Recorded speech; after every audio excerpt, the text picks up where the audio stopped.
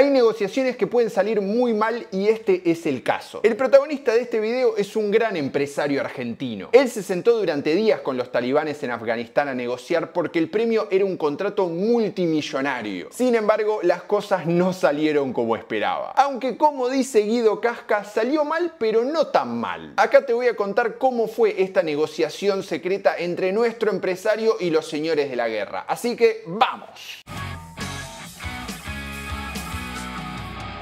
Carlos Bulgeroni, su hermano menor, fallecido en 2016, abogado, pero durante muchos años Carlos, a pesar de ser el menor, fue el líder de la empresa. Uno de los grandes capitanes de la industria en los 80, con Bunge Born, con Pérez Companc, estuvo realmente dentro de lo que era el jet set del ecosistema de negocios. Un gran negociador, gran lobista, mientras que su hermano mayor, Alejandro Pedro, fue más bien el cerebro técnico dentro del grupo. Y hay una frase muy divertida de Carlos Bulgeroni que para mí marca un poco lo que vamos a ver ahora, y es esta, la de: el trabajo mejor pago tiene que ser el de los abogados.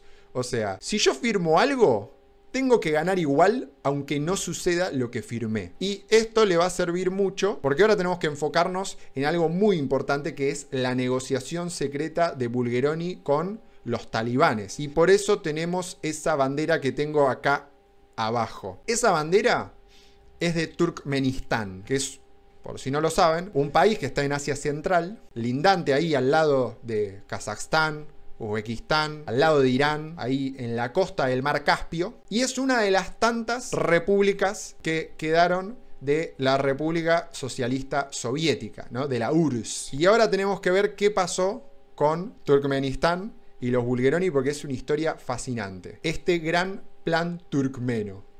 Qué difícil decir turkmeno, pero voy a intentar. En 1990 cae la Unión Socialista Soviética, la URSS. Turkmenistán era parte de la URSS. Este país, dentro de lo que es su nueva etapa independiente, lo que hace es querer explotar sus recursos para poder aprovechar un poco, ¿no?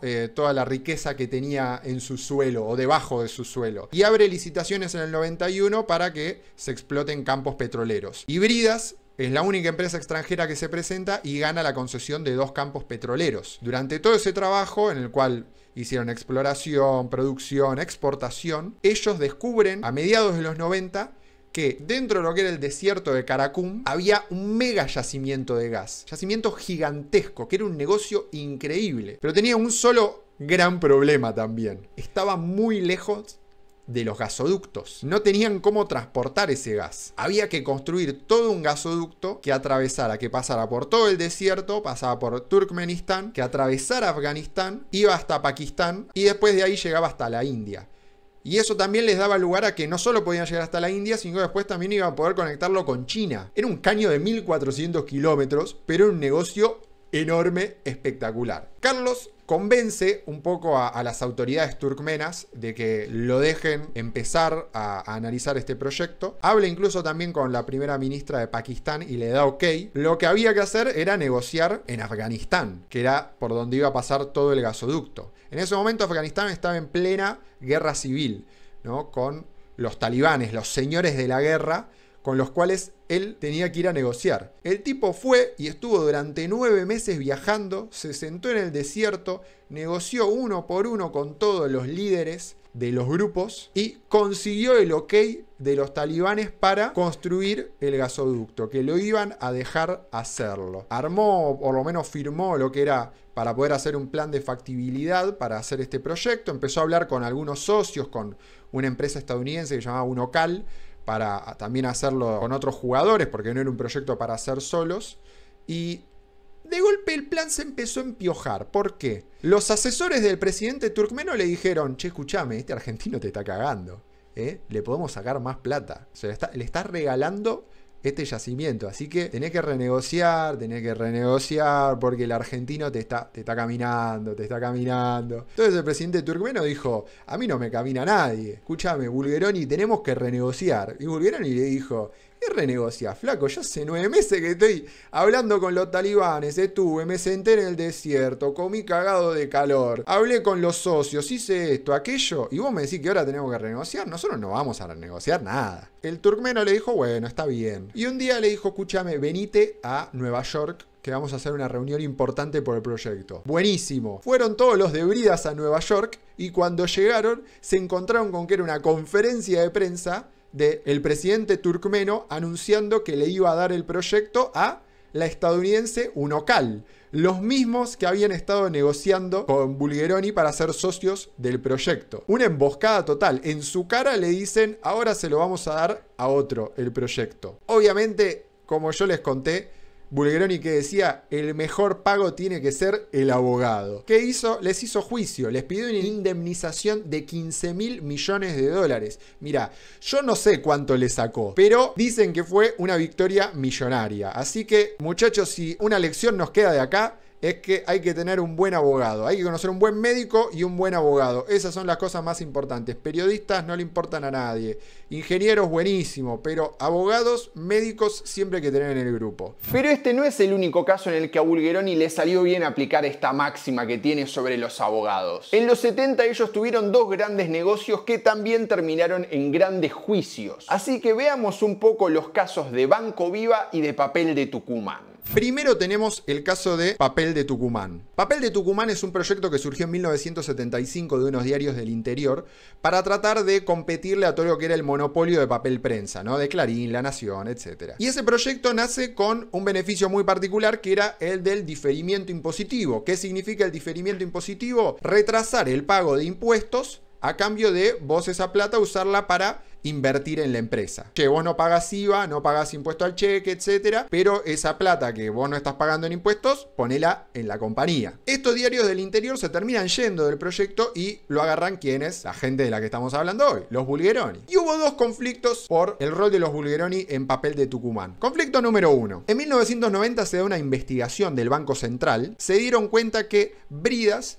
estaba difiriendo o postergando el pago de impuestos, no solo de Papel de Tucumán, sino de todas las empresas del grupo, con la excusa que los estaba usando para invertir en Papel de Tucumán. Pero el Banco Central en su investigación dice, che, postergaste impuestos por más de 11 millones de dólares, pero invertiste menos de la mitad en Papel de Tucumán. Una investigación que termina en una denuncia. Segundo conflicto. Ledesma era la papelera más importante del país, y creo que hoy sigue siéndolo. Ledesma denuncia en el 83 que Papel de Tucumán, de los Bulgeroni, estaba produciendo otro tipo de papel que no era de diario. O sea, esa planta se había hecho o tenía estos beneficios solamente para producir papel de diario. Sin embargo, Ledesma dice, che, ellos están haciendo producción de papel de obra, papel de oficina, vendiéndolo más barato, están sacando mercado a nosotros y al resto. Esto no puede ser así. Los Bulgeroni decían, en verdad no producimos otro tipo de papel, sino que nuestro papel de diario es de tan buena calidad que se puede usar para muchas otras cosas.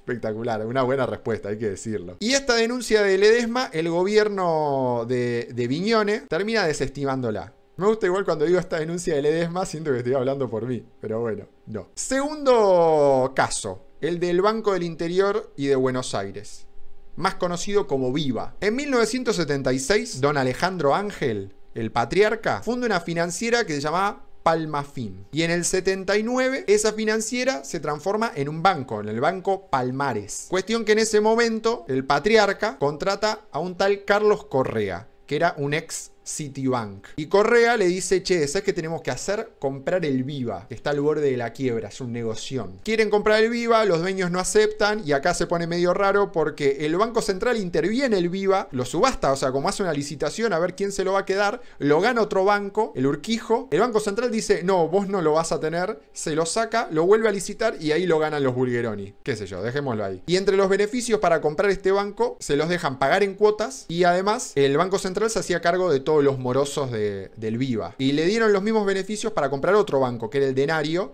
Y en el 87 ellos fusionan el Palmarés, el Denario y el Viva en un solo banco. Pero ¿qué pasó? En el libro de Majul, en Los Dueños de la Argentina, cuenta que el Viva perdía o empezó a perder muchísimo en captación de depósitos, pero empezó a escalar un montón en lo que era préstamos a empresarios. Según cuenta en ese libro, es porque había una mesa de dinero paralela dentro del banco, en la cual cada vez que venía alguien, un cliente que quería poner plata en el banco, le decían, en vez de ponerla en tu cuenta de ahorro, podés invertir en las empresas de bridas, que vas a tener un retorno anual del 20% en dólares. Y entonces esa gente, en vez de ponerla en su caja de ahorro, terminaba invirtiéndola. Y se cree que esa mesa de dinero paralela más o menos habrá captado entre 80 y 100 millones de dólares. Una barbaridad. Esto Carlos Bulgeroni lo denuncia ante la justicia y dice que fue toda una movida de Carlos Correa, que termina detenido, que era Correa el que manejaba el Viva y que los Bulgeroni eran simplemente accionistas, que no estaban en ese negocio. ¿Cómo termina todo esto? Bueno, por un lado, juicios del Estado contra los Bulgeroni, contra las empresas de su grupo. Los Bulgeroni también denuncian al Estado, diciendo que en verdad el Estado es el que les debe plata.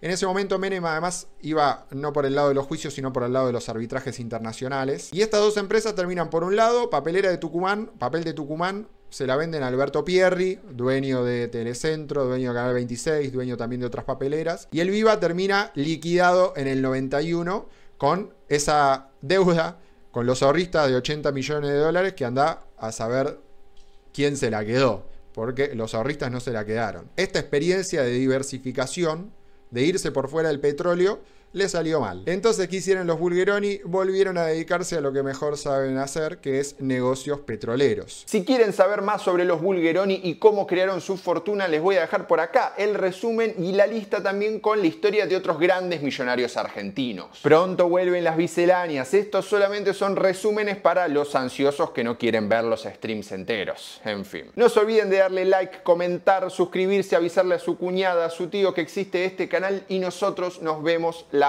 próxima.